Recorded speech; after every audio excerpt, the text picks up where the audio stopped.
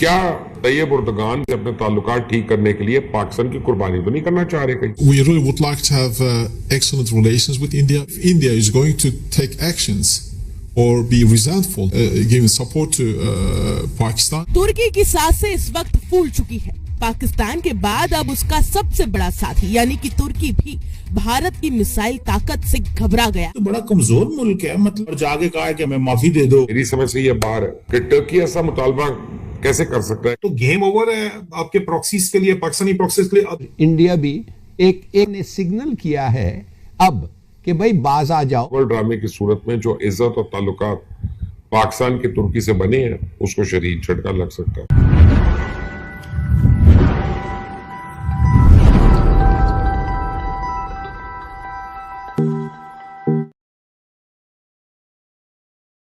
नमस्कार दोस्तों, स्वागत है आपका एक नए वीडियो में। इस वीडियो में पाकिस्तानियों की ऐसे जल पड़ी है, ये देखकर आपको मज़ा आ जाएगा। वीडियो देखिए और लास्ट तक देख के लाइक शेयर सब्सक्राइब ज़रूर करिए। ऐसी ही वीडियो हम लेकर आते रहेंगे। धन्यवाद। एक बड़ा अच्छा मौका है, तुर्की और हम बहुत नज़दीक हैं एक एक के। मैं तो समझता हूं कि एर्दोगान का हमें फायदा लेना चाहिए, इसलिए कि मैं आपको बताना चाहता हूं भारत और तुर्की के बीच ऐसा लग रहा है कि फिर से एक नए सिरे से दोस्ती को ठीक करने की कोशिशें हो रही हैं। बड़ी खतरनाक डेवलपमेंट है पाकिस्तान के लिए। इंडिया तेजी से आगे बढ़ रहा है और जो काम रूस और चीन को करना चाहिए वो इंडिया कर रहा है। और तुर्की के दरमियान मुमकिन दिफाई ताउन अब महज सिफारती मुलाकातों या रस्मी बयानात तक महदूद नहीं रहा। और तुर्की वो हमारी मदद करेंगे। इजराइल, अमेरिका और इंडिया भी एक तरफ हैं, ईरान, टर्की, चाइना दूसरे तरफ हैं और हम भी उनके ही साथ हैं। तो ये एक बहुत बड़ी तब्दीली आनी है। तुर्किया की दिफाई इत्तेहाद में मुमकिन शमूलियत इस मंजरनामे को एक नई जहत देती है। तुर्किया न सिर्फ नेटो की दूसरी बड़ी फौज रखता है बल्कि गुज़श्ता एक दहाई में दिफाई पैदावार के मैदान में भी गैर मामूली पेशरफ्त कर चुका है। मशरक़ वस्ता में शाम, यमन, इराक और फलस्तीन के हालात, अफगानिस्तान की गैर यकीनी सूरत हाल और आलमी ताकतों की बदलती तरजीहात ने इलाकाई रियासतों को यह सोचने पर मजबूर कर दिया है कि उन्हें अपने मसाइल के हल के लिए ज्यादा फाल किरदार अदा। क्या हुआ, लेकिन चंद लेट नहीं करेंगे। मैं चाहूंगा या हम सब ये चुखाना खोल दिया है, पटवारी चीखना शुरू हो गया, पटवारी गालियां देना शुरू हो गए। एक तरफ हमारे दोस्त है नाज़रीन, हमने इसके अलावा नाज़रीन दुनिया में कब हमारी इज्जत हुई?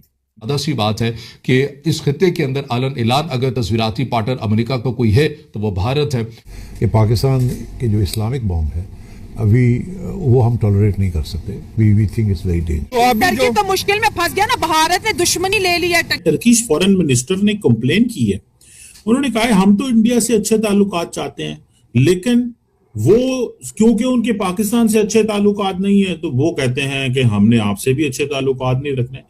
वो कहते हैं बायलैटरल रिलेशंस तो हमारे ठीक हो सकते हैं।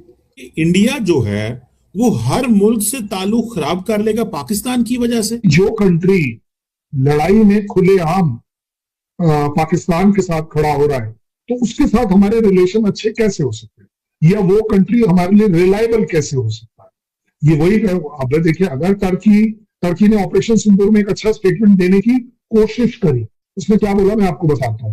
उन्होंने बोला we urge both the sides to show good sense. ठीक है ना, उन्होंने ये कहीं नहीं बोला कि we condemn the terrorism, we condemn the terrorism from anywhere.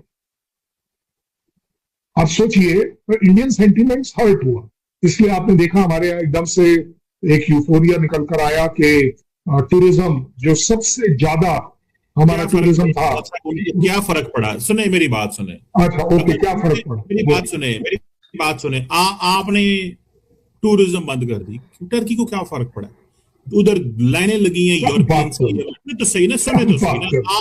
देखिए, आप पूरी दुनिया में ना ब्रैक करते हैं हमारी पॉपुलेशन बहुत ज्यादा, हम ये कर देंगे वो कर देंगे। भाई हर हमारे सुन तो से ना, हर हमारे दोस्त भाई ने जिसने यूरोप डंकी लगानी होती है, टर्की के वाये जाना होता है, सारे ईस्टर्न यूरोप दाएं बाएं।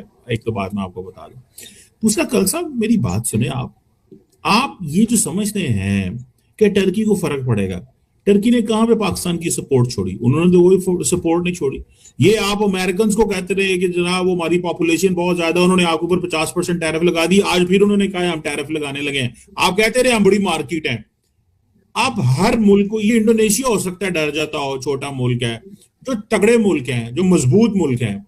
और वैसे मेरे पास एक और सवाल भी है, हमने टर्किश ड्रोन उड़ाए बकौल आपके, टर्की ने हमारी खुल के सपोर्ट की।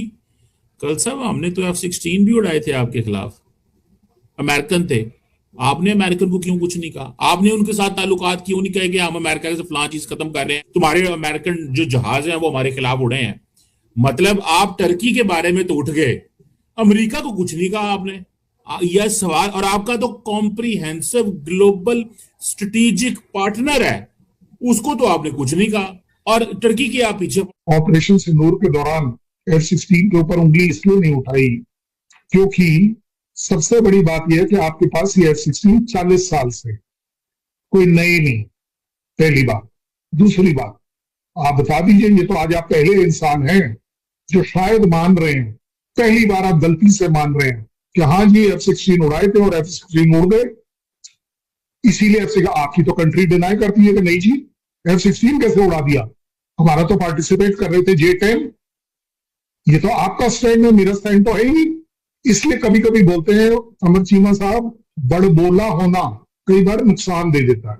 ये दोनों ही चीजें आपको कंट्रोल कर कर बोलनी चाहिए जब आप टेररिज्म की बात करें।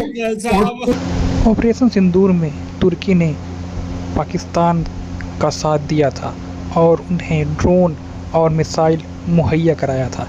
उसके जवाब में भारत ने अभी तुर्की के दुश्मनों को ब्रह्मोस मिसाइल ड्रोन देना शुरू कर दिया है, जिसकी वजह से तुर्की अब घुटनों के बल आ गया है और बोल रहा है कि भाई हमने तुम्हारा क्या बिगाड़ा था, तुमसे हमारी कोई दुश्मनी भी नहीं है, हम जो बॉर्डर पे साझा नहीं करते हैं, फिर भी आप ऐसा क्यों कर रहे हो।